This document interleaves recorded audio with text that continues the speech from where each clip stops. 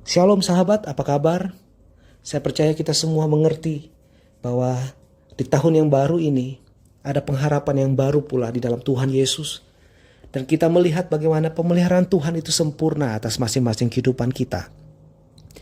Pada hari ini adalah edisi yang cukup spesial karena ada dorongan dari Roh Kudus untuk menyampaikan khusus kepada kaum bapak atau calon bapak atau para pria.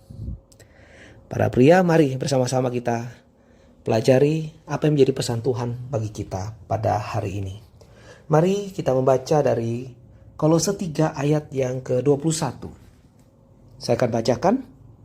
Bapak-bapak, janganlah menyakiti hati anak-anakmu supaya tidak tawar hatinya.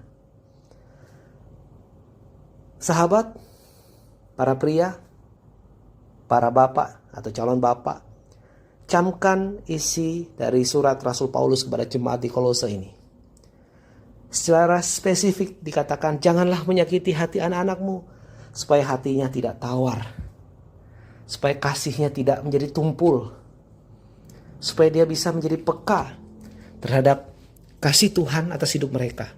Sehingga ketika mereka mengerti tentang kasih Tuhan atas hidup mereka, mereka pun bisa mengasihi sesama.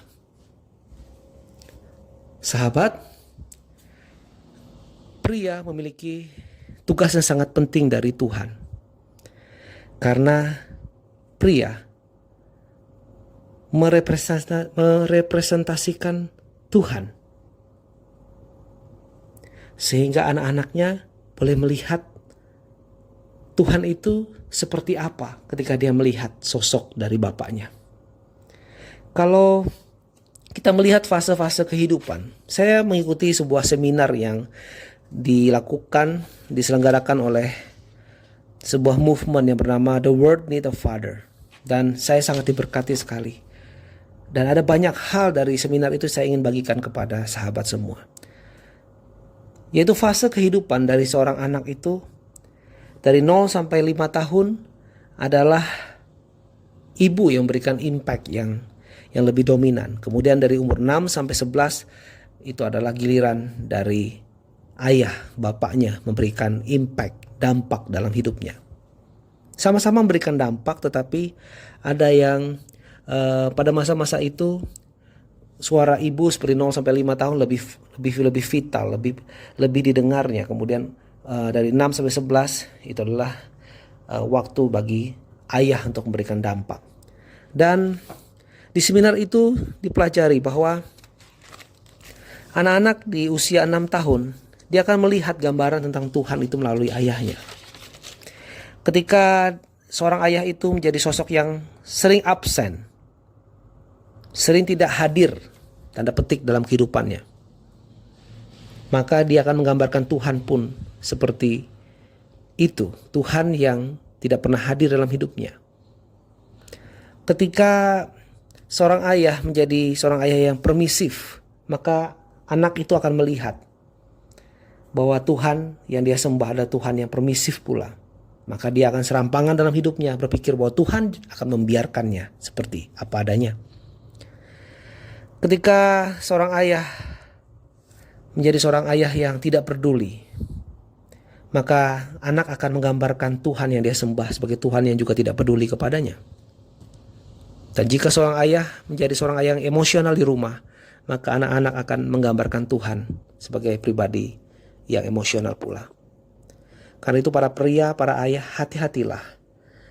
Karena ini adalah statement yang berani sekali yang saya dengar di seminar itu, dan saya setuju sekali bahwa we are God with skin on for our children. Para pria, para bapak, kita merepresentasikan Tuhan yang memiliki kulit. Ini semua tanda petik ya, bagi anak-anak kita. Artinya, bagi anak-anak kita, mereka melihat sosok Tuhan itu yang bisa mereka ajak bicara, yang bisa mereka sentuh, yang mereka bisa lihat kehadirannya itu melalui sosok seorang ayah. Jadi penting sekali bagi kita bahwa kita ingin menunjukkan kepada anak-anak kita sosok Tuhan yang sesungguhnya. Karena itu para pria kita memiliki tugas yang penting sekali dari surga. Kalau kita mengerti peran kita yang diberikan surga, merepresentasikan Tuhan bagi anak-anak kita, maka kita pun harus mengerti bahwa Tuhan yang kita representasikan, Bapa di sorga yang kita ingin tunjukkan kepada anak-anak kita adalah Tuhan yang tidak pernah memiliki hari yang buruk, bukan? Tentu jujur kita sebagai manusia, kita memiliki hari yang buruk, baik itu di kantor, di tempat kita bekerja, di dunia pelayanan, pasti. Tetapi saat kita pulang ke rumah, mari kita mengerti tugas yang diberikan surga kepada kita. Bahwa kita menggambarkan Tuhan yang tentu kita mengerti tadi tidak pernah memiliki hari yang buruk. Kita harus berikan 100% bagi anak-anak kita. Kalau kita alami hari-hari yang buruk, kita parkirkan itu dulu. Selagi kita masih bersama anak-anak kita, berikan 100% diri kita, perhatian penuh, kasih sayang yang penuh. Jangan biarkan pikiran kita terbagi. Karena kita sebagai pria-pria dewasa, kita mengerti hal-hal tersebut yang kita parkirkan tadi. Bisa kita urus nanti setelah kita selesai, setelah anak kita tidur, kita punya waktu sendiri saat teduh.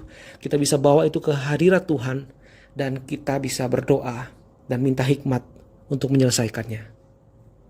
Tapi sekali lagi, sebagai pria di keluarga yang merepresentasikan Tuhan bagi anak-anak kita, mari kita tunjukkan Tuhan itu seperti apa dalam hidup mereka. Tuhan yang maha kasih, Tuhan yang tidak permisif, tapi Tuhan yang ingin yang terbaik bagi anak-anaknya. Tunjukkan itu. Sahabat, waktu yang terbaik itu adalah hari ini untuk memulainya. Bukan besok, bukan nanti, tapi hari ini, tetapi sekarang. Jadilah pribadi yang berubah. Saya pun sedang belajar. Dan Tuhan Yesus pasti mampukan kita. Mari, jangan biarkan hati anak-anak kita menjadi tawar. Biarkan mereka mengerti tentang sosok Tuhan Yesus. Tuhan yang mereka sembah dengan benar. Dan Tuhan Yesus memberkati kita semua dan memampukan saya dan saudara. Haleluya, amin. Puji nama Tuhan.